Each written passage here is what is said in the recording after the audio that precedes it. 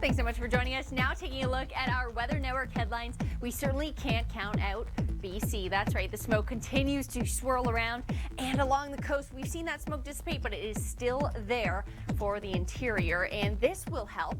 Variable winds moving it around. It's not going to plague one specific region unless you're in that interior where those fires continue to burn.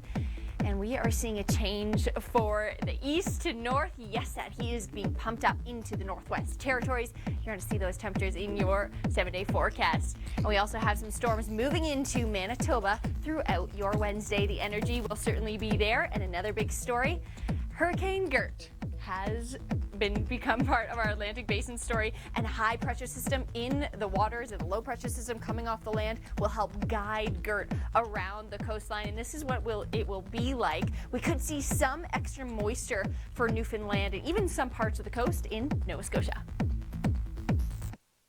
There, Jeff, thank you so much for sending in this viz, because these visuals really put into perspective how much rain we can get sometimes, and we have more rain on the way for sure. Amanda Weldon along with you. Let's start in the Atlantic, going east to west, because a humidex in place 100% for your Wednesday for the Maritimes. Halifax feeling like 31, Charlottetown feeling like 28, and St. John's at that 21 mark.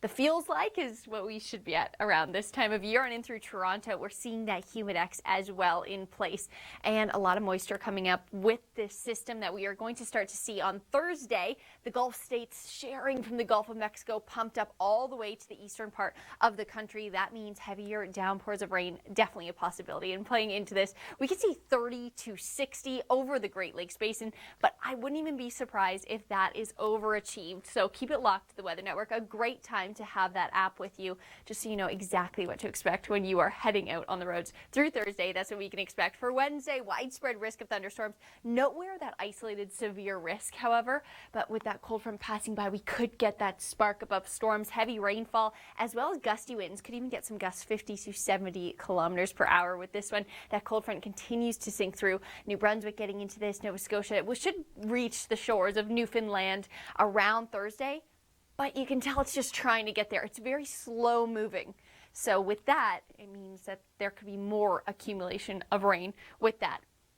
And this is what we are expecting, 10 to 20 millimeters for Newfoundland through your Wednesday to Thursday. But let's take it to the other coast with Chrissy and Deb as they're in Cache Creek and updating us on the developing story with those wildfires. Watch this. Reducing that visibility, and because of this smoke burning, because of these fires, we still do have that full backcountry closure in place.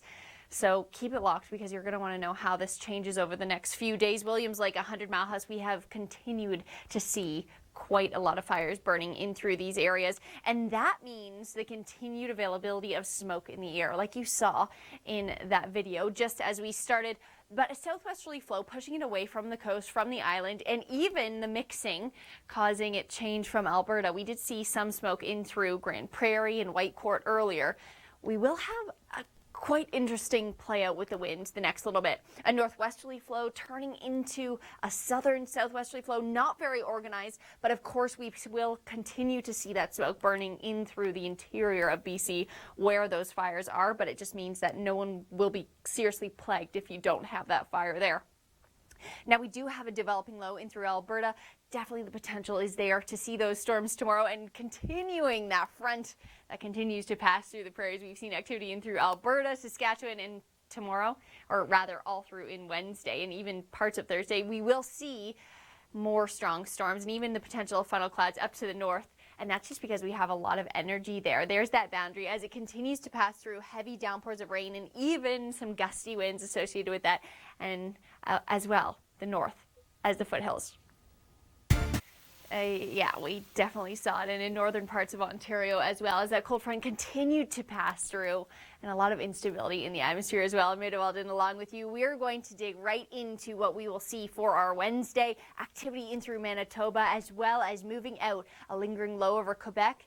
And we're going to get some rain in the Maritimes. Definitely a humidex in place for your Wednesday for the east, as we do have a lot of moisture in the system. Halifax feeling like 31 degrees. We also have Quebec with a slight humidex feeling like 23, and Toronto and the GTA feels like 29. And this is all thanks to that moisture in the atmosphere. And in through Thursday, we're going to get even more. And it's because of this, the Gulf of Mexico and the Gulf states pulling up that moisture in through Thursday. And that means the potential for heavier downpours of rain as this system moves into parts of Ontario for Thursday.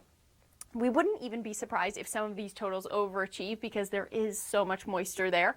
Over the Great Lakes is where that main piece of that low pressure system will be sitting as well throughout Thursday. And for your Wednesday, bring your umbrellas if you're in the Maritimes, that's for sure, because we could see some strong winds, heavy downpours of rain, all associated with the system passing through. And it'll be into your morning and then afternoon hours for sure. This is a look at Wednesday through the morning. We'll see it in through New Brunswick. You could start to see it in PEI and Nova Scotia throughout the early afternoon hours, hitting into Newfoundland by the evening hours. Pretty much everyone's going to see that rain, but it's so slow moving that those totals will definitely accumulate there. Look at that up to the north, possibility of 40 millimeters plus. And no kidding that the accumulation will be there as well. Well, since we're in the Atlantic, we might as well head outside to Nathan Coleman, who has a report for us all about safety. Watch this.